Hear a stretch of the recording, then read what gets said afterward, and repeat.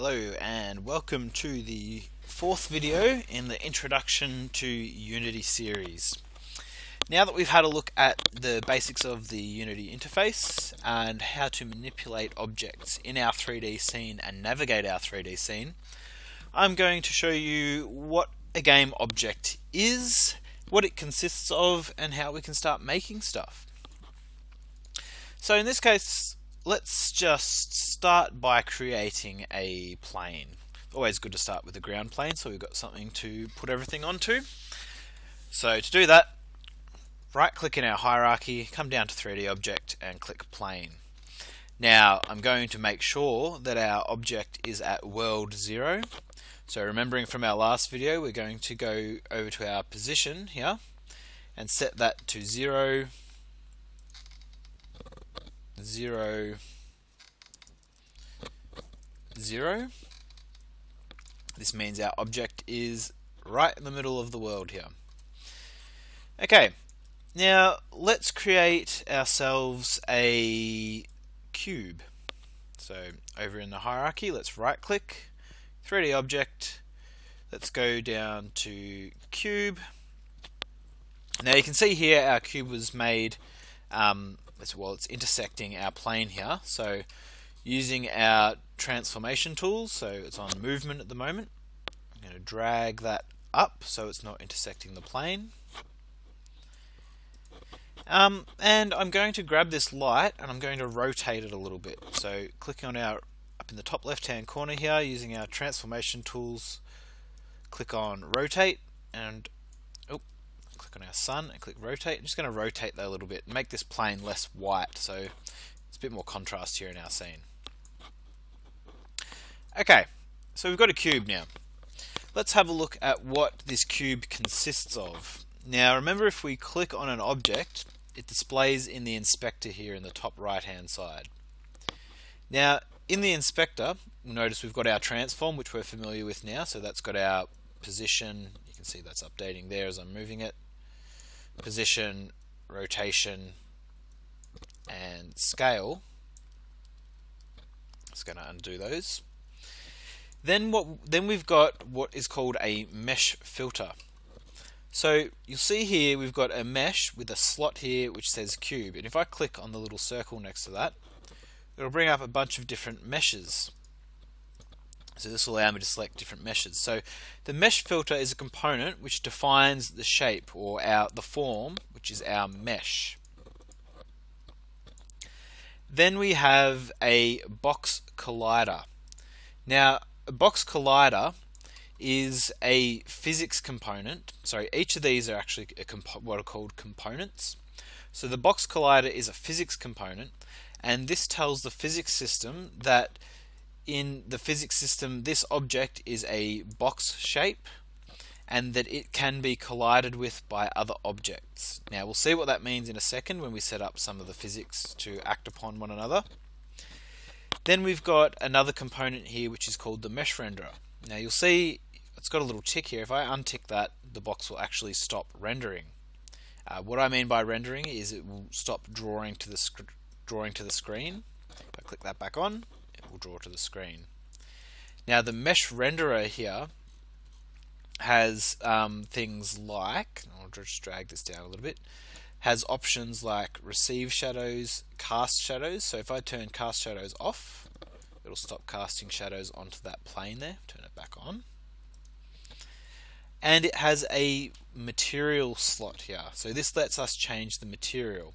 Now we'll be looking at materials in more depth later on, but materials essentially decide or define how an object is drawn to the screen.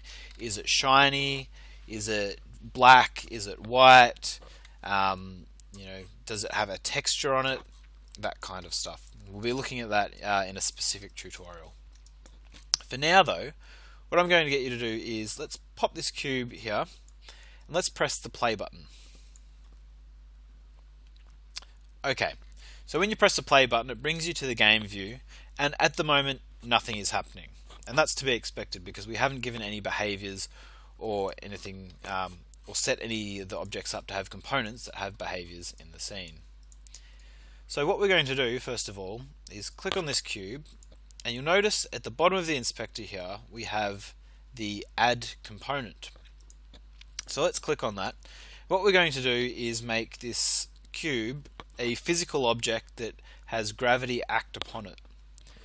So to do that, we're going to add a component. So we've clicked on our components. Let's click down. You can see there's a list here of all the different components we can select. In this case, we're going to click on physics. And there's a whole bunch of different stuff here. So there's heaps of colliders, box colliders, sphere colliders, capsule colliders, different types of joints. But what we want is the rigid body. Now, what a rigid body does is essentially it gives mass to an object. It tells that object that it is a movable object in the physics system and that it will have gravity and forces applied to it. So now, if I hit the play button at the top here, what will happen? The cube's going to fall down. Now, you see in this rigid body component, it has variables exposed here. So it has mass, so that's the mass of the object, how much drag is applied to that object, how much angular drag is applied to that object, and whether we want gravity to act upon that object or not. So let's make this a little bit more interesting. Let's scale our cube a little bit, and then rotate it. Now, let's duplicate that object. So I'm going to right click on the cube and click duplicate. Make another one. This time what I'm going to do, instead of right clicking and going to duplicate, I'm going to hold Control and press D. So that's Control D, and that duplicates the object. And let's put that up here. And let's just do that a few more times. Okay, now let's do the same thing but with a sphere. So we're going to right click in our hierarchy view, go to 3D object, sphere. Now this sphere isn't going to move at the moment, and that's because, well, actually I'll show you. Press play.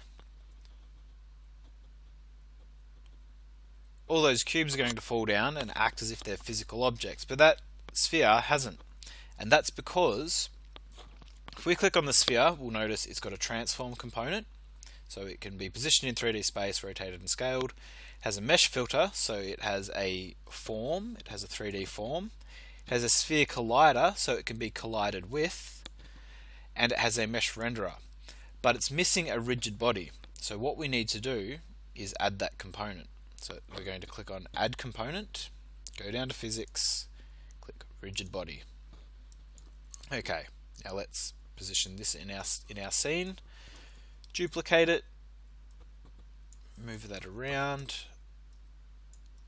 Let's just make a few of these. Just having a little bit of fun with physics for the moment to get started. Also good practice just to position things in scenes, navigate around your view, and using duplication as well. It's a fast way to populate your scene. Alright, now let's hit the play button. There you go. All your physics objects are interacting with one another and falling down. Now, just a quick thing. Our camera, probably not in the most ideal position at the moment. If you click on the game view here, the plane's kind of sitting halfway up the screen. We can't see all of our objects. So let's just go back into the scene. Let's drag our camera up so it frames everything up a little bit. And I might use my rotate. Press the E button to bring up the rotate gizmo, or click on rotate in the top left here. And just rotate that down a little bit so I can see everything. Bring it up. Maybe pull it back a little bit. Now let's hit the play button. Dunk. There we go. Everything's falling down as it should. Okay, so what I'm going to get you to do now is hit the Control S, or go to File, Save Scene, so you can save your scene. I've got a Scenes folder. If you would like to create a new folder, you can right click, New Folder, and call it Scenes. It's always nice to keep things nice and organized. And let's just call this one physics.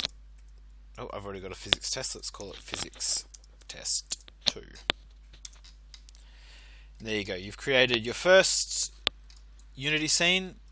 One thing that I will add though, and this is something that has caught me out on occasion, is once you press the play button here, you can actually edit your scene. So if I create a new cube now, and create a new sphere, like that's fine, I can create those objects, but anything that I change in the scene while in play mode, so while this is blue, won't stay there. They won't be permanent. So if I click this play here, which will stop it, you'll notice that that sphere and that cube that I made will have stopped. So this is true for any variables that you alter or any objects that you create while in play mode. Just make sure when you're editing your scene that you're out of play mode, and that so you're out of play mode, so your changes will be permanent. Okay, so save that there. Next tutorial, we'll look at using what we've just learnt here to create a basic dominoes effect. Okay, see you next tutorial.